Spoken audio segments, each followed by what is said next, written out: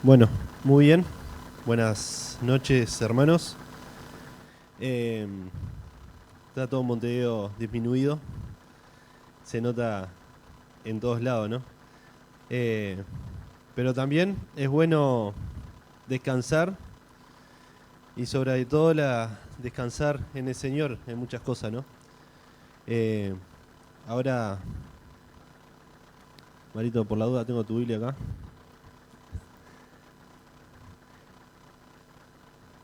La vas a utilizar. Eh, bueno, quería compartir con ustedes un pasaje muy conocido, ahí en Hechos. Estuvimos todo el año en la escuelita dominical dando Hechos y es un pasaje que siempre me llamó la atención cuando de mi juventud o también de mi niñez, esta, esta parte, esta historia que nos cuenta ahí el autor de Hechos acerca de los viajes de Pablo, ¿no? Y ahí visita Pablo Tesalónica, luego Derbe, después se va a Filipos y llega a Troas. Y vamos a leer en Hechos capítulo 20, versículo 7. Dice: el primer día de la semana, reunidos los discípulos para partir el pan, Pablo les enseñaba, habiendo salir al día siguiente, y alargó el discurso hasta la medianoche. Le prometo que no voy a seguir el ejemplo del apóstol Pablo. Tampoco llego, no sé si llegaré a la media hora, pero tuvo un mensaje claro, Pablo, y, y me imagino que habían arrancado, no habrán arrancado a las 8 seguramente, habrán arrancado antes que empezara a oscurecer, ¿no? Como acostumbraban en ese entonces por el tema de la claridad y todo, uno se supone. Y bueno, allí el mensaje llegó hasta la medianoche. Había muchas lámparas en el aposento alto donde estaban reunidos. Estaba todo bastante claro porque estaban allí bien alumbrados por las lámparas. Y un joven llamado Eutico, que estaba sentado en la ventana, rendido de sueño profundo, por cuanto Pablo disertaba largamente, vencido por el sueño, cayó en el tercer piso abajo y fue levantado muerto. En esto, en esta llegada de los niños, de nuestros hijos del campamento, una de las cosas que le preguntamos a Vicky si se había dormido en alguna reunión, ¿no? Y Vicky, muy sincera, me dijo que sí, que se había dormido. Y, y bueno, me hacía acordar cuando leía, cuando la escuchaba y leía este pasaje.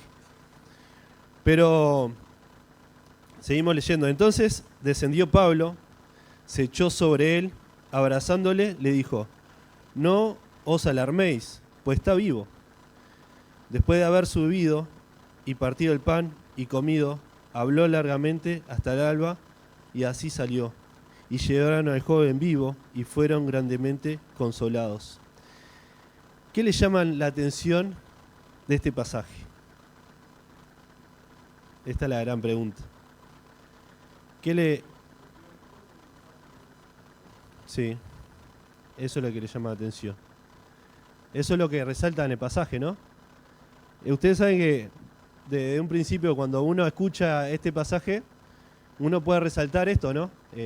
Este milagro que hizo Pablo, de que este joven había muerto después de la caída y luego lo llevaron vivo. Pero a mí, uno cuando empieza a estudiar la palabra del Señor y empieza a, a ver lo que el Señor le empieza a decir, me llamó mucho la atención de cómo los hermanos tuvieron tanto tiempo en escuchar la palabra del Señor, ¿no? Tuvieron, yo calculé, de más o menos de las 6 de la tarde o las 5 hasta la medianoche. ¿Cuántas horas tenemos ahí? 7 horas, ¿no? Y luego, ¿hasta qué hora siguió hablando Pablo? Hasta el alba, ¿no? O capaz que un poquito antes, ¿no? Capaz que, no sé, en ese... Ahí en Oriente a qué hora sale el sol, pero más o menos uno puede calcular 5:30, 6. Tantas horas escuchando la palabra de Dios fue lo que uno empieza, lo que le resaltó en este pasaje, ¿no? Cuando uno ya conoce la historia, capaz que cuando la escuchó por primera vez, resalta eso, ¿no? Una persona, un joven, rendido de sueño, cayó profundamente y bueno, se dio contra el piso, siguió hasta el piso con su sueño y bueno, ocurrió este milagro. Pero cuando uno ya conoce la historia y quiere profundizar y ver qué más puede decir en este pasaje, se encuentra con que creo que lo más importante acá que destaca es cuánto la persona puede deleitarse en escuchar la palabra del Señor, puede profundizar en la palabra del Señor. A veces uno cuando escucha a predicadores que son muy estudiosos, que años y años, horas y días estudiando la palabra del Señor, y puede pasar una hora y media, y la verdad que es un gusto, ¿no? Nos gusta escuchar, nos deleitamos, nos hace bien. Y me imagino escuchar al apóstol Pablo tanto tiempo, ¿no? Como dice acá, que era, que decía que había tardado tanto la escritura, ¿no? En hablar de las escrituras. Y esto me lleva también a pensar del efecto que hace la palabra del Señor en nosotros, en la vida del cristiano.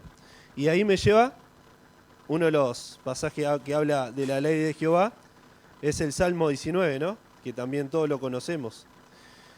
Pero es algo que siempre nos lleva, que tiene que ser algo que nos recuerde siempre. Vamos a leer el Salmo 19, versículo 7. Dice, la ley de Jehová es perfecta, que convierte el alma. El testimonio de Jehová es fiel, que hace sabio ¿a quién? Al sencillo.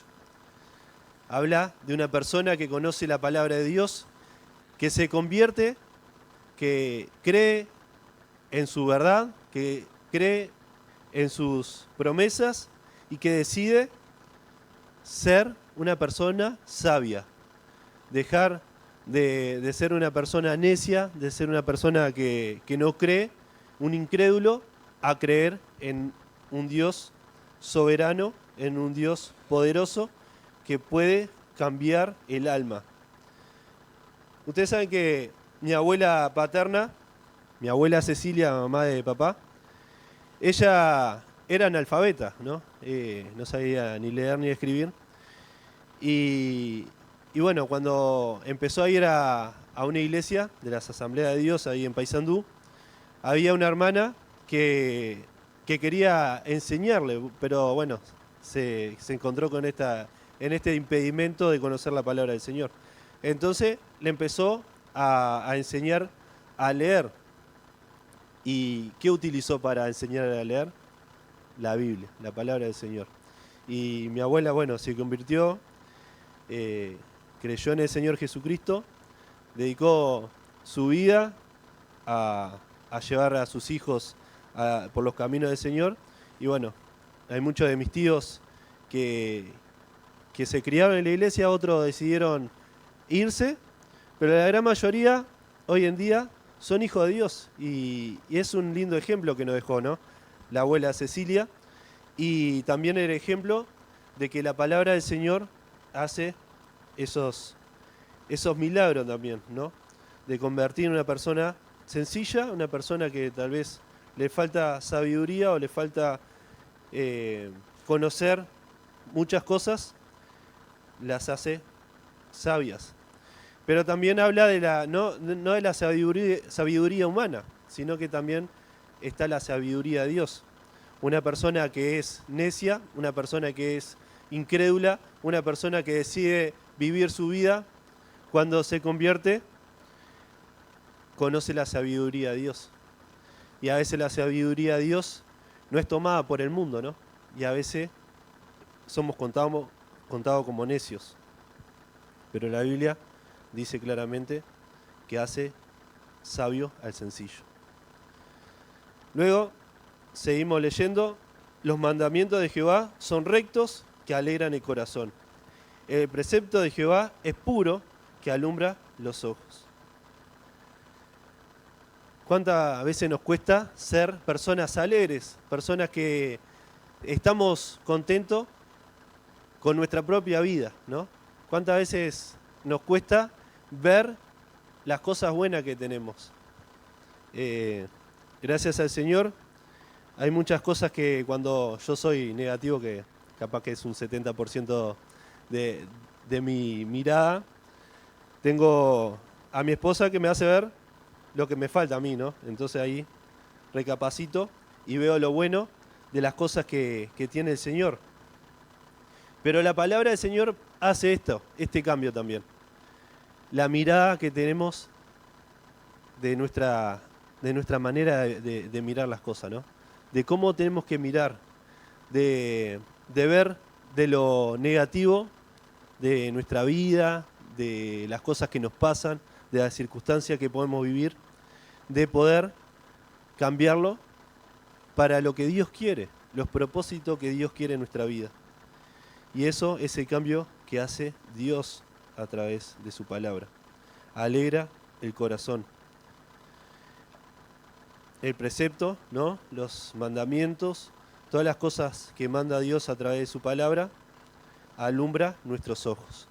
Cambia nuestra manera de mirar las cosas. A veces nos levantamos mal, no oramos, hacemos nuestra vida cotidiana sin consultar a Dios y transcurrir ese día sin una mirada hacia Dios, y empezamos a ver cosas que están mal, reacciones de otros hacia mí que están mal,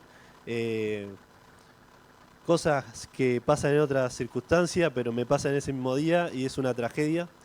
Y es porque nuestra mirada, nuestra percepción de nuestra mirada no está enfocada en las cosas espirituales.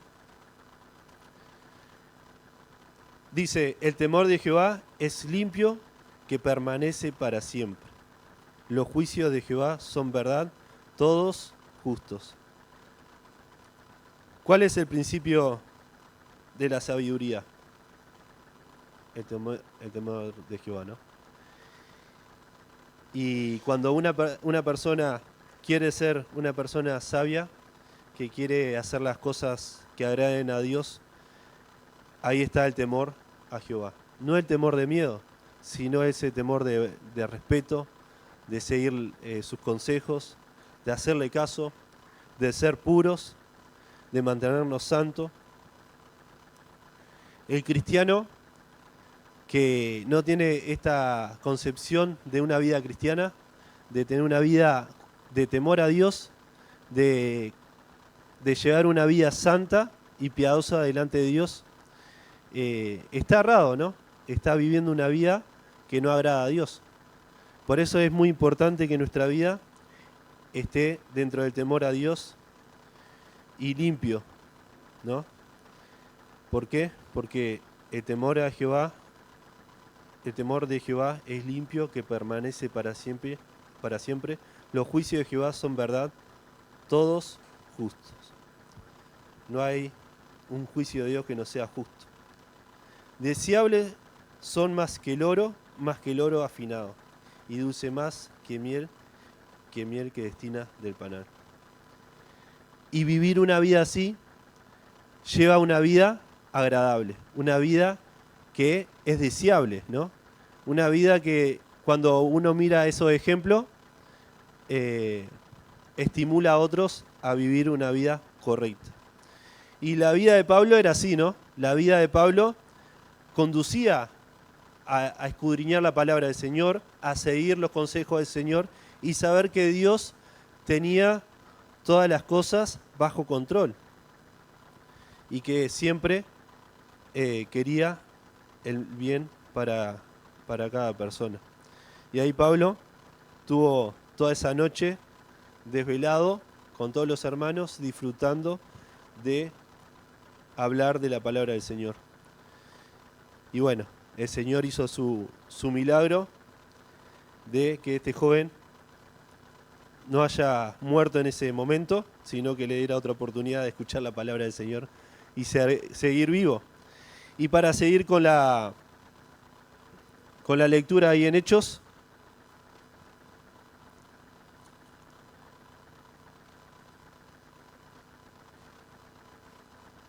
la Biblia mía es mágica porque siempre la dejo marcada y cuando la necesito se va el marcador. Hechos 20. Vamos a pasar al versículo 17. Enviando pues desde Mileto a Éfeso, hizo llamar a los ancianos de la iglesia. Cuando vinieron a él, les dijo: vosotros sabéis cómo me he comportado entre vosotros todo el tiempo, desde el primer día que entré en Asia, sirviendo al Señor con toda humildad y con muchas lágrimas y pruebas que me han venido por acechanzas de los judíos. Y como nada que os fuese útil, he huido de anunciaros, enseñaros públicamente por las casas, testificando a los judíos, a los gentiles, acerca del arrepentimiento para con Dios de la fe en nuestro Señor Jesucristo. Ahora, he aquí, ligado yo en el Espíritu, voy a Jerusalén, sin saber lo que allá me ha de acontecer, salvo que el Espíritu Santo por todas las ciudades me da testimonio diciendo que me espera prisiones y tribulaciones. Pero de ninguna cosa hago caso, ni estimo preciosa mi vida para mí mismo, con tal de que acabe mi carrera con gozo, con el ministerio que he recibido del Señor Jesús, para dar testimonio del Evangelio de la gracia de Dios. Y ahora he aquí yo, que ninguno de todos vosotros, entre quienes he pasado predicando en el reino de Dios, verá mi rostro. Por lo tanto, yo os protesto en el día de hoy que estoy limpio de la sangre de todos, porque no he rehuido anunciaros todos los consejos de Dios. Por lo tanto, mirar por vosotros y por todos los rebaños del Espíritu Santo, que el Espíritu Santo os ha puesto por obispo para apacentar las iglesias del Señor, la cual él ganó por su propia sangre. Y acá nos lleva a la vida del apóstol Pablo como una persona que se dedicaba a seguir plantando el Evangelio a diferentes corazones. A veces llevar el Evangelio a diferentes corazones, llevar el Evangelio a diferentes personas, nos lleva a derramar algunas lágrimas. El versículo 19 ahí dice: sirviendo al Señor con toda humildad y con muchas lágrimas, ¿no? Con mucha humildad y con muchas lágrimas. Llevó el Evangelio al apóstol Pablo. ¿Y cuántas veces nos puede pasar aquello que estamos trabajando muchas veces en llevar el Evangelio a otras personas, a aconsejar a algún hermano, a aconsejar a algún joven, a aconsejar a algún niño, y que tengamos que derramar lágrimas, tengamos que sentirnos decepcionados, ¿no? Decepcionados por no llevar, porque esas vidas no acepten a Cristo, ¿no? Y ahí las acechanzas, dice el apóstol Pablo, las acechanzas de los judíos y de otras personas que siempre estaban metiendo palos en la rueda, le hacía largar lágrimas. Pero me imagino que estas lágrimas no eran de dolor, de bronca, sino de dolor, de tristeza de que esas personas no quieran conocer a nuestro Señor Jesucristo, no quieran cambiar su vida, no quieran seguir el consejo de Dios a través de su palabra. Y hermano y hermana, vamos a tener que derramar lágrimas por otras personas. Es necesario que larguemos lágrimas, que nos arrodillemos, que oremos por esas personas.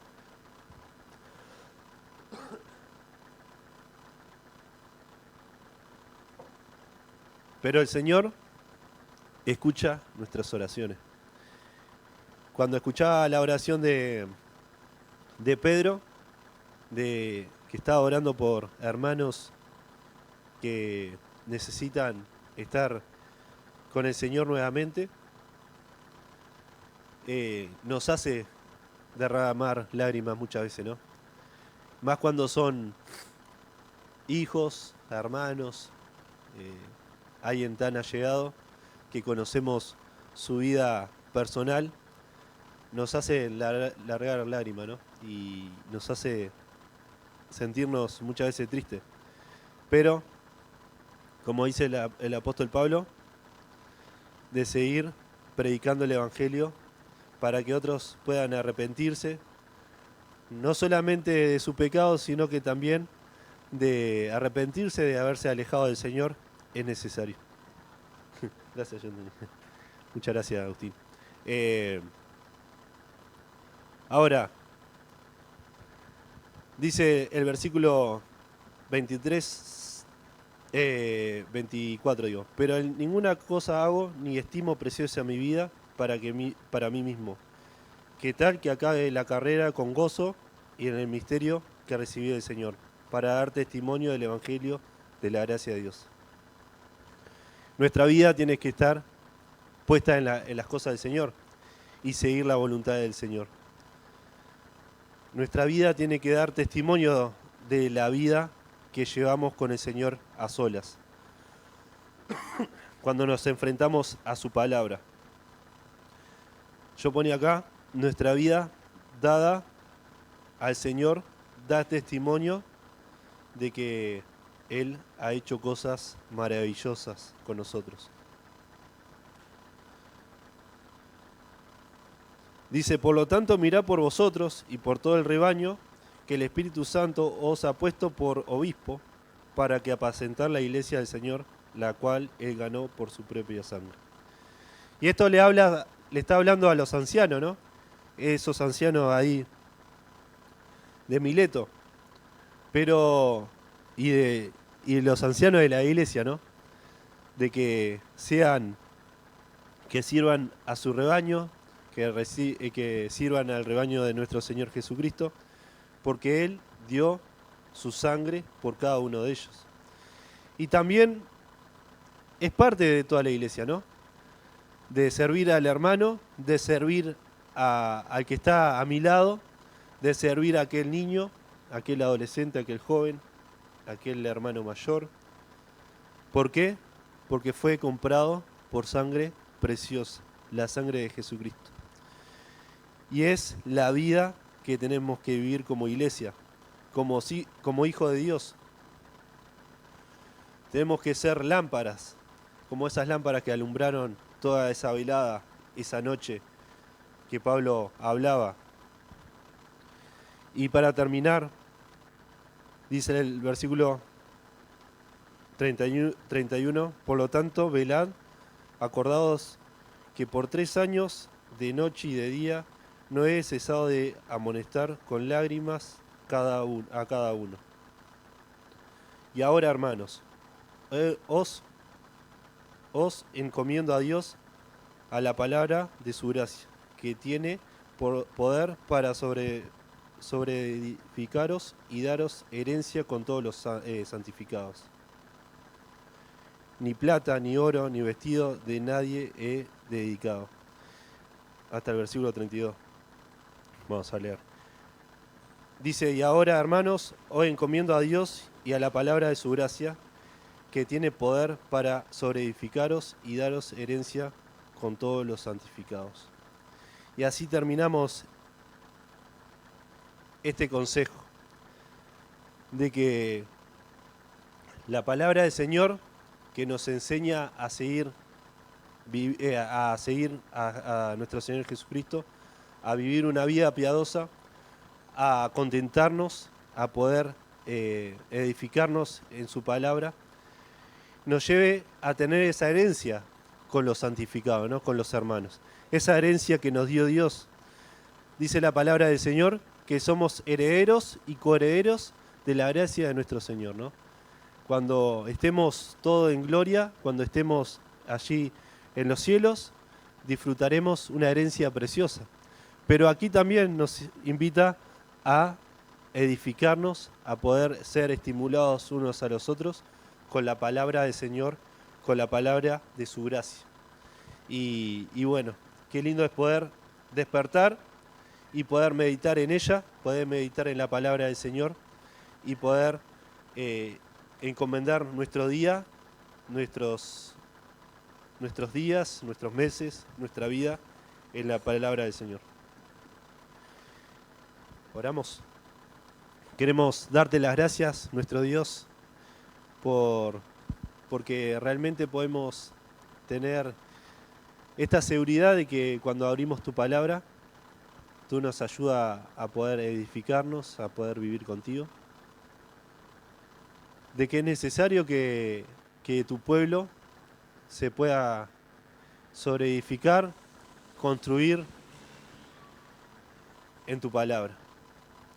Queremos que ella pueda hacer su obra en nuestra vida y en la vida de muchos. Que podamos testificar a otros de que tu verdad es justa, que tu verdad es pura, que tu palabra puede convertir el alma, que puede darnos alegría, nos puede llenar de gozo. Y qué lindo es poder pensar de que tú siempre tienes esa verdad que es eterna. Queremos pedirte que tú bendigas a tu pueblo, que bendigas este tiempo, en el nombre de nuestro Señor Jesucristo. Amén.